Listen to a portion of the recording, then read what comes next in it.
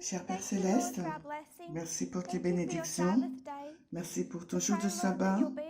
Je prie, Seigneur, que tu puisses être avec nous, que tu puisses nous enseigner, que tu puisses aussi nous rappeler de la façon dont tu nous as conduits dans notre histoire du passé, les vérités que tu nous as déjà données. Seigneur, nous n'avons rien à craindre pour le futur, à moins d'oublier. Je prie, Seigneur, que nous n'oublions pas.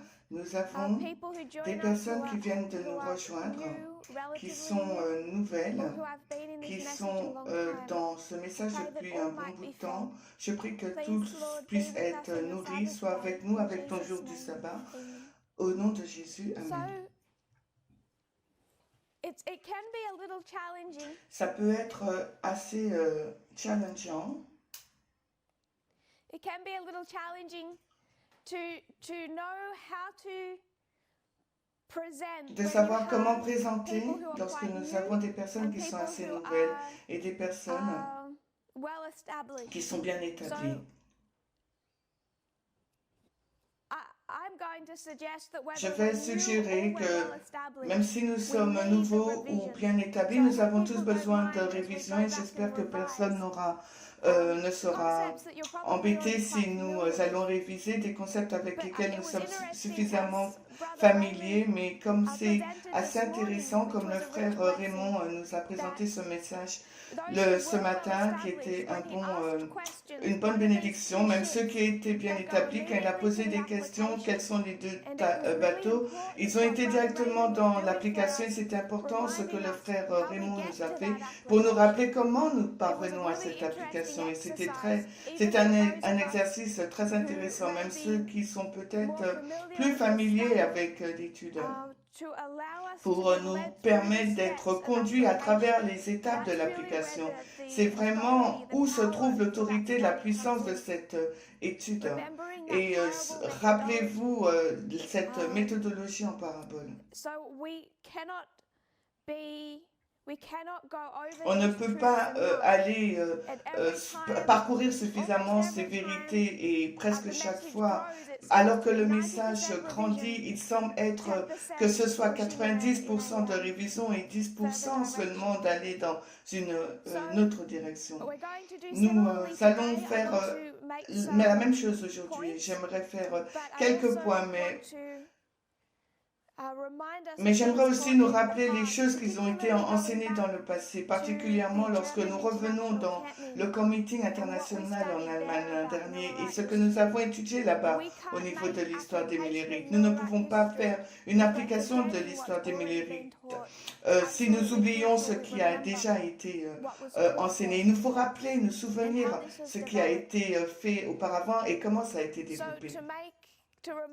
Donc afin de rappeler à tout le monde, mais aussi ce que j'ai dit la semaine dernière,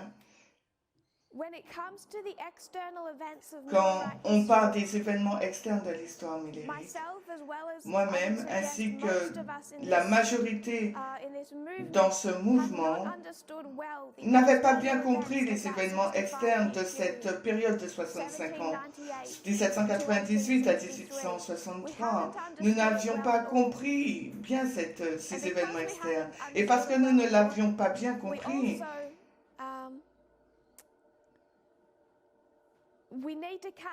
il nous faut nous rattraper, il nous faut qu'on voit comment les événements externes nous ont conduits dans cette guerre civile, les étapes successives.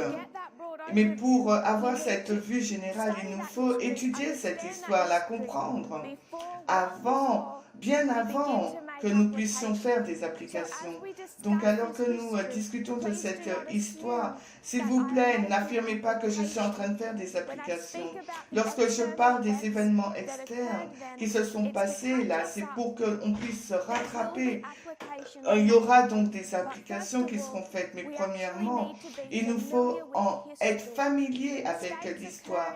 Des erreurs se sont passées dans le mouvement quand rapidement nous sautons pour faire des applications et qui n'est pas sans comprendre correctement l'histoire. Nous n'irons pas directement dans l'application, nous irons juste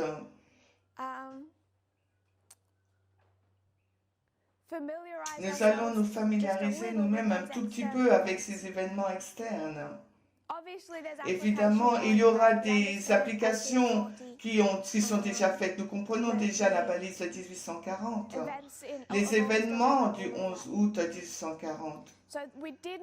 Nous avons déjà fait une application la semaine dernière et nous avons parlé de l'avancée de la technologie, l'information technologique et les moyens de communication. On a parlé du Pax Romana, la paix romaine sur la terre et sur la mer, comment ils ont nettoyé la mer des pirates.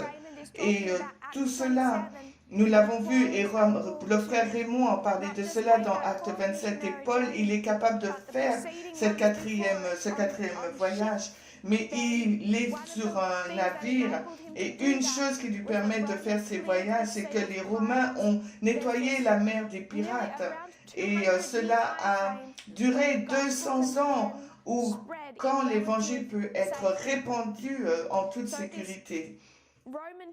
Donc ce pacte de paix romaine qui n'avait jamais été entendu avant dans l'histoire, qui a duré 200 ans sur la terre et sur la mer, a permis qu'il y ait un réseau routier romain.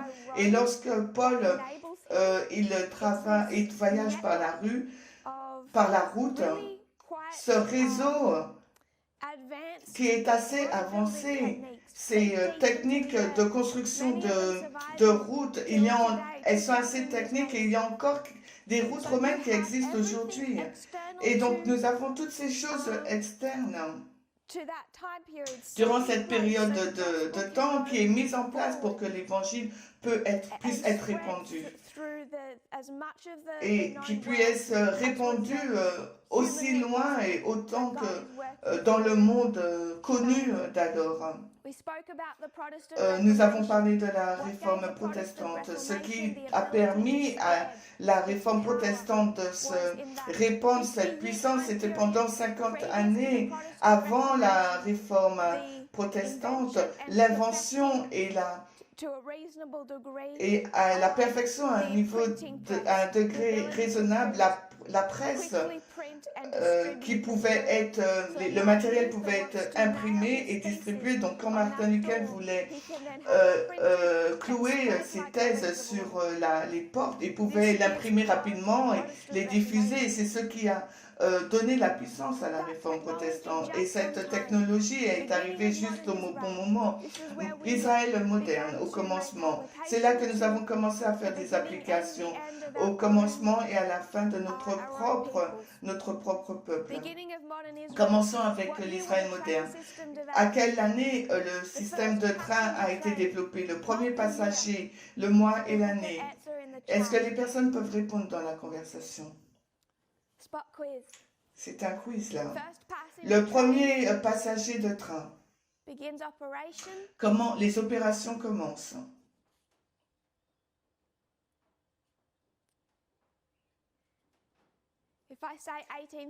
Si je dis 1830, est-ce que quelqu'un connaît le mois? Quelqu'un a dit en juillet 1831? Le 25 décembre, c'était le 25 décembre 1830. Juste à temps, quelques jours avant 1831. Et 1831, qu'est-ce que Miller fait?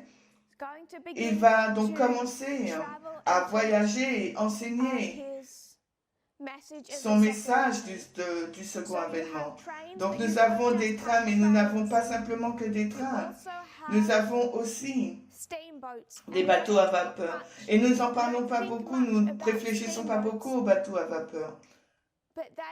Mais c'était un moyen sérieux de communication et de voyage. Et donc ça a été la création du marché, ça a été le canal de New York. Erie, peut-être que c'est mal prononcé, ça a commencé en 1817. C'était une voie d'eau artificielle de 585 km qui coulait entre l'Albanie et la rivière Hudson Et Buffalo et le canal reliait donc la côte est et le vieux nord-est sur 585 km. Ça a déclenché une frénésie de canaux qui, avec le développement du bateau à vapeur, a créé un nouveau réseau national complet de transport par l'eau en 1840. Quand les Miller faisaient leur commuting, les passagers venaient par le train et les bateaux en vapeur. Et juste une génération avant, on n'avait jamais entendu parler de ça. La transition d'un modèle agriculteur d'une économie industrielle a pris plus d'un siècle aux États-Unis, mais ce long développement est entré dans sa première phase des années 1790 aux années 1830. Quand vous regardez à cette ligne de réforme, 1798, des années 1790, quand le message a commencé à se répandre, 1831 des années 1830, à partir de 1790 à 1830, nous avons la première phase de la révolution industrielle. Et cela révolutionnait la façon dont l'information pouvait être répandue, diffusée. Donc quand ils disent en août 1844, quand le cri de minuit arrive, et il est répandu dans tous les États-Unis avec une telle puissance et avec une telle rapidité, en août, septembre, octobre, juste en quelques mois, ce qui a donné cette puissance, cette rapidité en dehors du message lui-même, c'était la capacité de voyager par les bateaux à vapeur, par les voies ferroviaires. Et aussi, par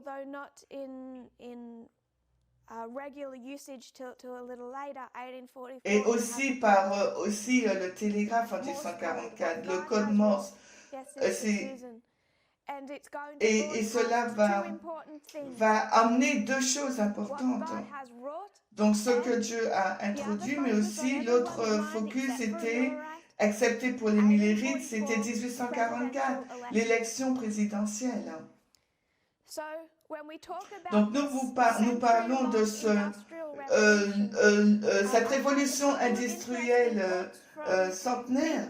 Nous avons des pensées intéressantes de gens et la majorité des recherches ont été faites de Wales en Angleterre. Donc un frère de Wales qui réside à Wales m'a dit que cette révolution industrielle dans l'histoire de 1888 était une pensée intéressante, mais aussi une sœur à Wales aussi parlant, en revenant encore plus loin dans l'histoire, à l'époque de l'Égypte, le commencement de l'Israël ancien.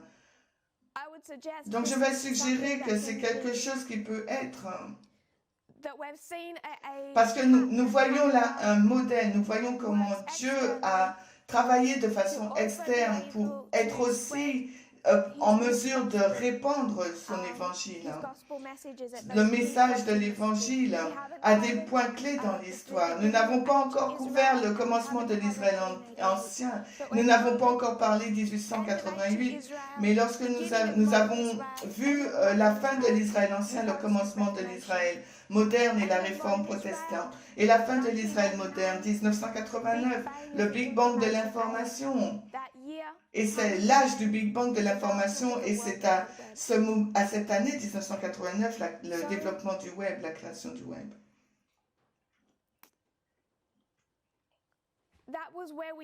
Et c'est là que nous avons fait des applications. Simplement, des pensées simples, avec les preuves que nous sommes dans une ligne de réforme. Dieu a un mouvement spécifique, avec un message spécifique qui doit se répandre et donner de la lumière au monde. Une des preuves pour cela, c'est qu'il y a cela.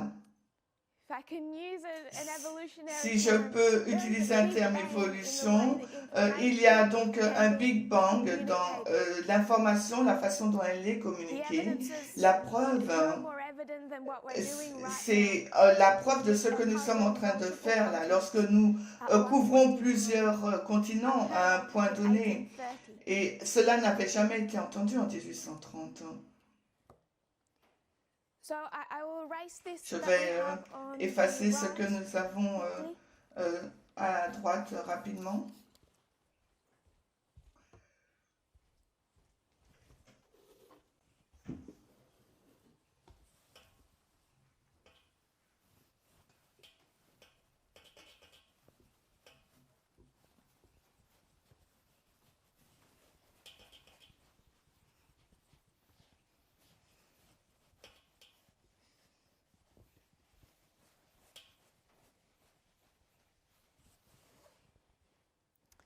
So the lines that we have drawn up on Les the lignes board que nous avons dessinées sur le is tableau, the Omega c'est history les histoires of oméga ancient de and modern l'Ancien Israel. et We d'Israël have to fill moderne. them in. Il nous faut les remplir maintenant.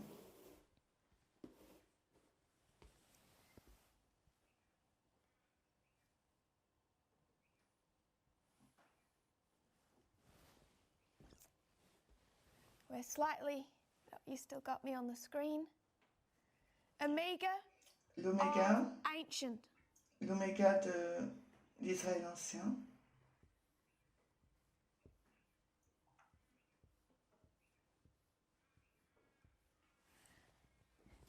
And what we're placing with Et ce that que nous plaçons avec cela,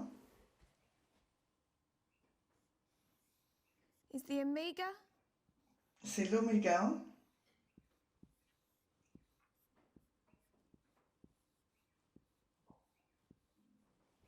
of modern. de l'Israël moderne. Nous avons l'oméga de l'Israël ancien et l'oméga de l'Israël moderne.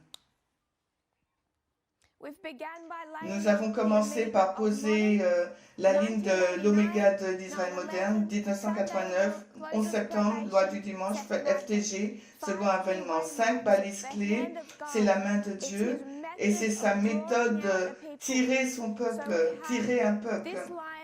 Nous avons cette ligne des 144 000.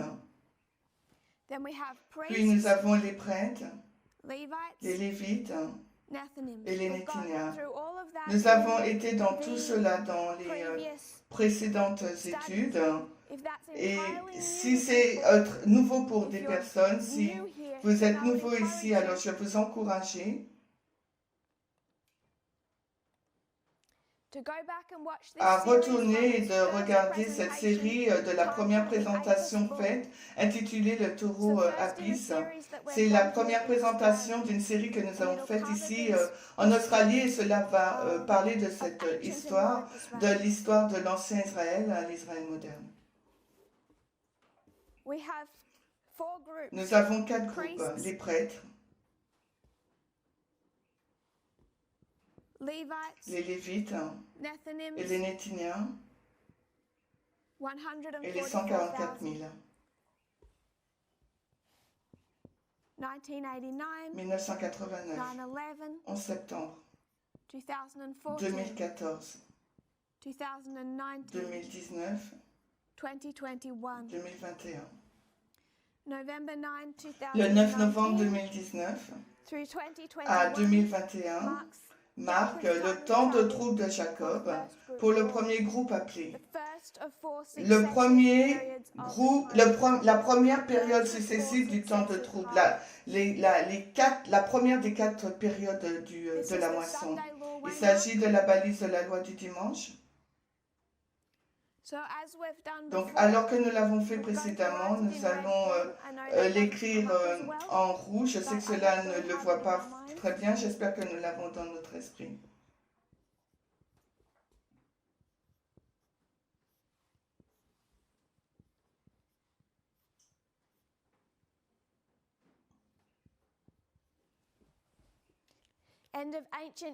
Fin de l'ancien Israël. Si les personnes dans la conversation peuvent donner la date, on commence au commencement, au début. Moins 4 avant Jésus-Christ, à la fin de l'Israël ancien, l'an moins 4, et ensuite 27 AD, the baptism of Christ. Le baptême, l'an Arrival of the 27. second angel. L'arrivée du deuxième ange. 31 AD. L'an 31. What's this waymark? C'est quoi cette balise? Baptism, arrival of the second angel. Baptême, l'arrivée du deuxième ange. La loi du dimanche. Sunday laws over here. C'est là la loi du dimanche, sur la ligne des 144 First 000. temple cleansing. La première purification Also in du 27. temple, aussi en l'an 27. The first angel, the second angel Le arrives, deuxième ange and he's arrive going to begin et his ensuite il work. va commencer son Between œuvre. here and here Entre is the là work of et the là, second c'est angel. l'œuvre du deuxième What's this ange. waymark? Et cette balise-là, c'est laquelle, la quatrième? The cross. C'est la croix. This waymark. Et celle-ci, Pentecost. la Pentecôte. So you have the Vous avez donc la preparation, préparation, the 4 steps. les 4 Plowing, étapes, early rain, labourage, late première rain, pluie, harvest. PAS, moisson, du premier groupe appelé. Il s'agit des disciples. Les disciples sont labourés sous l'administration de Jean-Baptiste. Au baptême, vous avez le deuxième ange, Christ, arrive.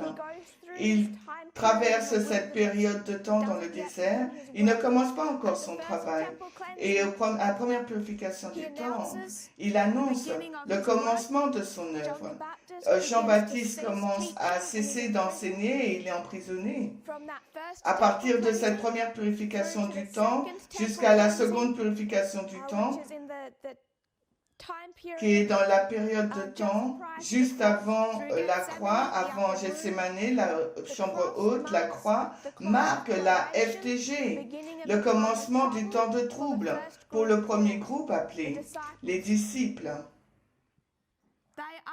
Les disciples sont dispersés. Voici leur temps de trouble, de la croix à la Pentecôte. À la Pentecôte, ils sortent de cette période de temps de trouble, ils sont unis, ils ont un message, et qu'est-ce qu'ils vont faire? Ils vont vers un deuxième groupe. Vers les gentils? Non, ils retournent vers l'Église. Ce sont des Juifs qui sont atteints à la Pentecôte. Ils retournent vers la nation juive. Vous avez un deuxième rassemblement là à l'intérieur. Deux appels pour l'Église, deux appels pour le peuple de Dieu. Premièrement, les disciples sous Jean-Baptiste, et ensuite Christ, et ensuite ils vont retourner vers cette même nation à la Pentecôte. Quelle est donc cette balise? De la Pentecôte à l'an 34. L'an 34, c'est la fin de quelle prophétie de temps? C'est la lapidation d'Étienne. 70 ans, 70 semaines, 490. Il s'agit de ces 490 années, cette période de 490 ans à la fin où la nation juive est retranchée, donc l'an 34, s'aligne avec la loi du dimanche. L'an 34, qu'est-ce qu'ils font à l'an 34?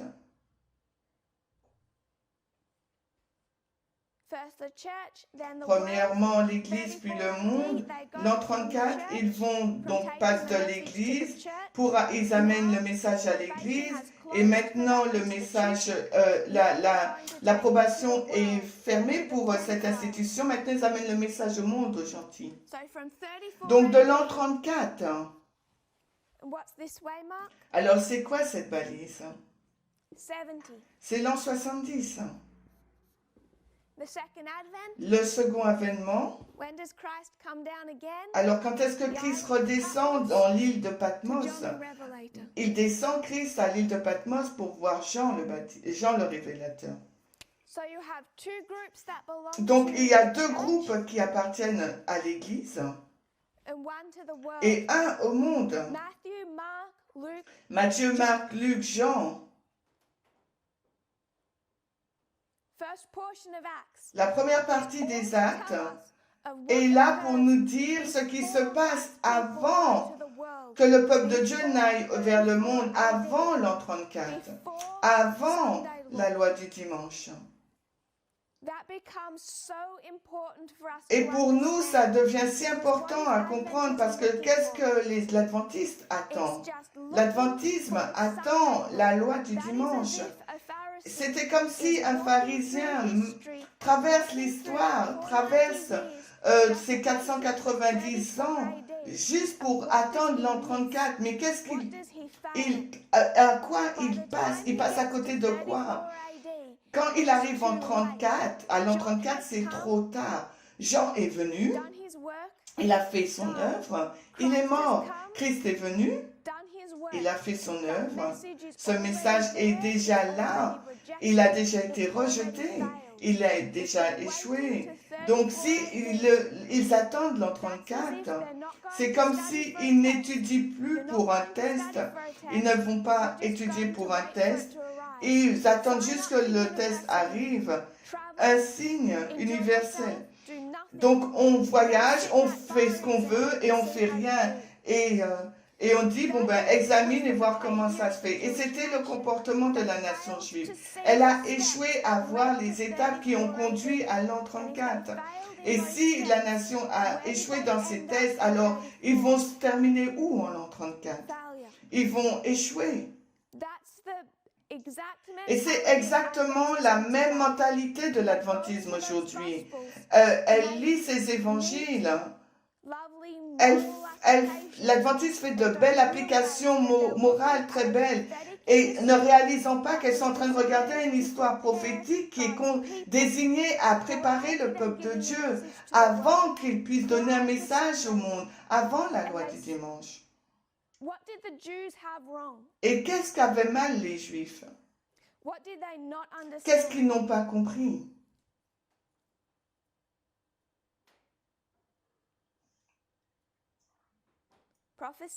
Les prophéties, les paraboles,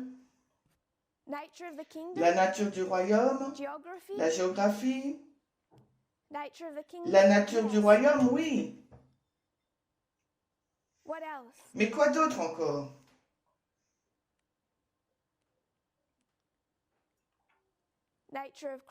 La nature de Christ. Je vais reformuler cela, son caractère, à quoi il ressemble, la vérité présente, le temps. Ils ne savaient pas le temps de leur visitation. Je pense que certains, je vais suggérer. Il y avait des personnes qui étudiaient les prophéties, savaient que c'était bientôt. L'adventisme dit la loi du dimanche est bientôt, mais est-ce que les adventistes savent quand? Si on peut répondre, s'il vous plaît, dans la conversation, comme ça on peut suivre. Si cela ne vous dérange pas. Ils ne comprennent pas les prophéties, oui, Mrs. Bannett. Ils ne comprennent pas les prophéties. Ils ont une question du temps, mais ils ne savent pas. Ce n'est pas clair pour eux, ils n'ont pas la date. Ce n'est pas clair dans leur esprit. Ils savent simplement qu'ils sont prêts. Tout comme l'adventisme aujourd'hui, ils savent qu'ils sont proches de la loi du dimanche, mais parce qu'ils ne comprennent pas, en raison de leur mauvaise compréhension, ils abandonnent la prophétie, le message prophétie, ils n'ont pas de structure avec laquelle travailler. Donc je vais suggérer. Quelqu'un a dit la nature du royaume, la nature du roi, exactement. Si vous ne comprenez pas le royaume, vous ne comprenez pas le roi qui gouverne ce royaume. Donc ils n'ont pas compris la nature ou le caractère du royaume de Dieu, mais ils ne comprennent pas non plus le caractère de Dieu. Et quand vous ne savez pas à quoi ressemble Dieu et que vous voulez en construire un, qu'est-ce que vous faites?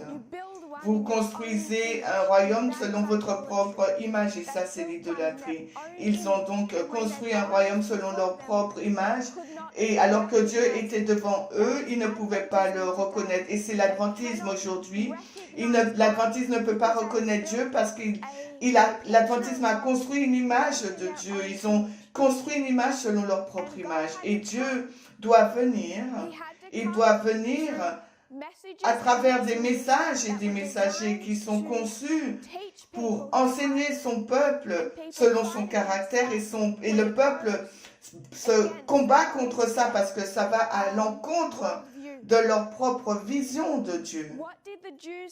Et qu'est-ce que les Juifs n'ont pas compris? Ils n'ont pas compris le caractère du roi, ils n'ont pas compris le caractère de la nature, n'ont pas compris la nature du royaume, mais ils n'ont pas compris les événements externes. Ce n'était pas simplement leur expérience interne, mais tout cela portait aussi sur ce qui devait arriver à Rome. Ils n'ont pas compris les événements externes. Et cela est devenu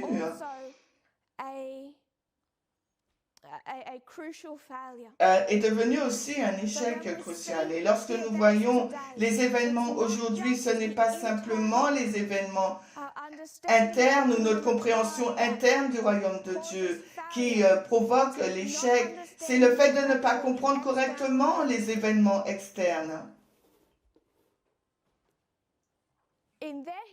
Dans leur histoire, le pays glorieux est Israël. Donc ils ne comprennent pas Rome, mais on peut dire aussi qu'ils ne comprennent pas le pays glorieux et ce qui va se passer dans le pays glorieux. Chaque balise dans cette séquence est un point où ils devraient reconnaître les événements internes et externes, mais ils ont échoué. Quand vous réfléchissez à l'adventisme, l'adventisme se tient ici, là. Elle a traversé 1989, le 11 septembre 2014-2019. Elle a traversé 30 années. Et tout comme les Juifs de l'Antique, l'Adventiste attend la loi du dimanche, mais ils n'ont aucun cadre prophétique et ils comprennent mal le caractère de Dieu et les événements externes. C'est pour cela que nous disons à maintes reprises une bonne compréhension des sources externes, ce qu'il vous faut croire et ce qu'il ne vous faut pas croire, ce qui est la vérité, ce qui est la théorie du complot. C'est un message de vie et de mort, tout cela. Nous avons fait cela auparavant. Nous avons tous cru, nous croyons tous à un gouvernement mondial. Et c'est ce qui est sur le point d'arriver. Mais il y a deux choses différentes auxquelles il faut avoir peur. Nous pouvons donc craindre la mondialisation ou nous pouvons craindre le nationalisme.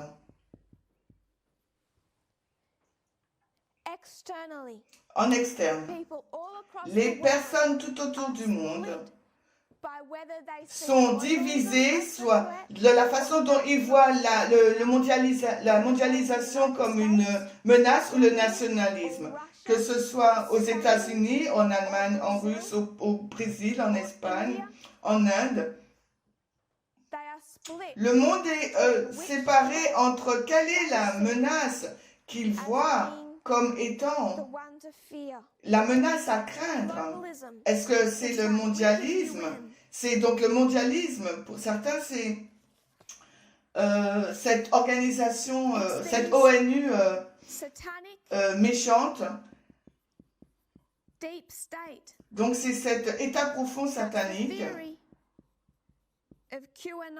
Et ça, c'est la théorie de QAnon, les sociétés secrètes. Les Rothschild, l'Illuminati, George Soros, Bill Gates, l'immoralité, les signes 666, les lyriques des musiques. Si vous pensez que si c'est cette vision que vous avez du mondialisme, vous vous mettez avec QAnon, donc c'est qui votre héros? Donc qui peut vous sauver? C'est Trump, votre héros. Vous pouvez faire tout cela, pas à travers l'adventisme, non plus par Walter Weiss, parce que lui, il a pris ses théories du protestantisme. Il n'a pas de message adventiste, c'est du protestantisme. Et si pour vous le nationalisme, c'est la menace, donc vous voyez le 7e royaume comme étant la dictature américaine. Quand vous regardez à l'Israël ancien, vous regardez les tribus. Il y en a un qui est un dictateur qui contrôle les autres par la manipulation et la force. Au fait, quand vous êtes un pays comme le Mexique par exemple, vous regardez votre population qui devient de plus en plus malade, l'augmentation de l'obésité, les personnes mangent de la malbouffe, comme on dit, et le Mexique décide qu'il veut donc introduire des étiquettes pour que les gens puissent faire de meilleurs choix sur ce qui est sain et malsain au niveau de la nourriture. Ils veulent avoir un nouveau emballage et comme cela, la malbouffe sera pas vendue aussi facilement pour que les personnes puissent être conscientes du danger, tout comme les paquets de cigarettes. Le Mexique veut faire cela, mais que fait les États-Unis? Les États-Unis veulent exporter la malbouffe, donc ils contrôlent le Mexique à travers leurs accords du commerce. Donc si le Mexique veut un accord du commerce avec les États-Unis, ils ne sont pas autorisés à mettre des étiquettes plus saines sur leur packaging d'aliments. Le Kenya, ils veulent bannir le plastique, mais où les États-Unis veulent mettre tous leurs déchets du plastique au Kenya. Et qui est-ce qui a la main forte dans cet accord commercial? Il y a des pays qui essayent de faire les bonnes choses pour leur propre peuple, mais quand on arrive au sujet du plastique ou l'étiquetage alimentaire, ça ne peut pas être fait parce que par rapport à ces accords du commerce américain, ils forcent la malbouffe sur les pays du sud de l'Amérique parce qu'ils ont cette marché de l'export, ils peuvent le contrôler. Et c'est juste un petit cas quand les États-Unis contrôlent et agit mal en fin de compte. Quand ils veulent manipuler le Mexique, et le Mexique est contrôlé par les États-Unis.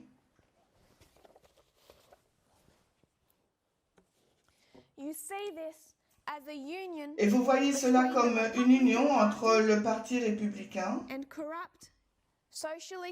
et le protestantisme conservatif social corrompu. On peut comprendre cela basé sur les paraboles.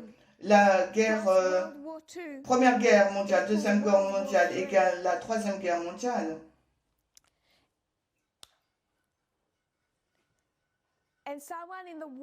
Et quelqu'un dans le monde, un gentil,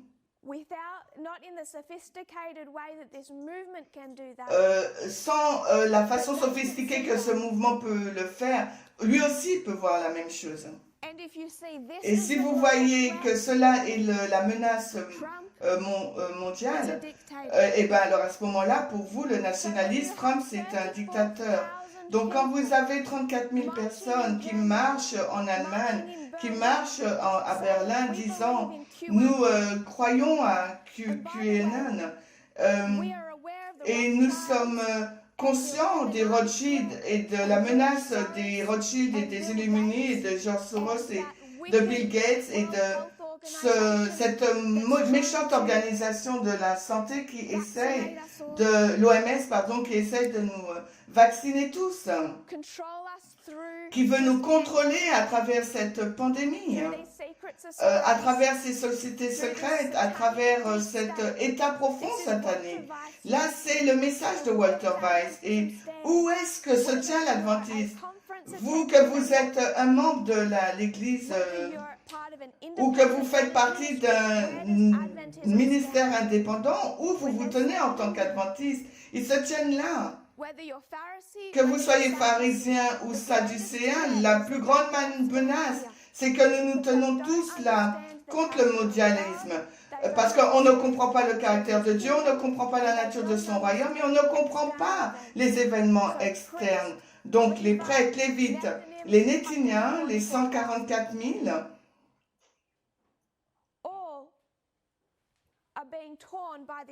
tout ça a été déchiré par ce seul problème. Pourquoi on a deux lots de protestants aux États-Unis qui se battent? Même partout dans le monde, il y a une division entre deux groupes de personnes. Et cela peut être résumé comme cela, simplement. Le mondialisme, la mondialisation ou le nationalisme. La mondialisation, enseignée à travers la théorie du complot et la menace du nationalisme enseignée à travers l'enseignement en parabole. Quand vous voyez cette division, cela commence à impacter chaque domaine de votre vie. Quand ce message grandit et se répand soudainement, il nous faut réinvestir, enquêter de nouveau notre position sur le vaccin. Parce que qu'est-ce que cela nous dit? C'est 34 000 personnes qui marchent à travers Berlin, qui montent des pancartes de canon, qui se battent contre cet état satanique, qui se bat contre la vaccination. Et cela fait partie d'un état d'esprit et d'une seule méthodologie. Le monde est divisé, l'adventisme est divisé. En tant qu'institution, que ce soit pour la conférence générale, et pire, si c'est un ministère indépendant, ils se tiennent là, plus ou moins de ce côté, du mauvais côté de la question. Et c'est pour cela que l'Israël ancien a été renversé, a été naufragé en l'an 34. Et c'est la raison pour laquelle nous pouvons voir vers quoi se dirige l'adventisme. Il va être détruit à la loi du dimanche. Mais Dieu a un mouvement qui comprend les événements externes, qu'il les comprend de plus en plus. Donc de 1989, le caractère de Dieu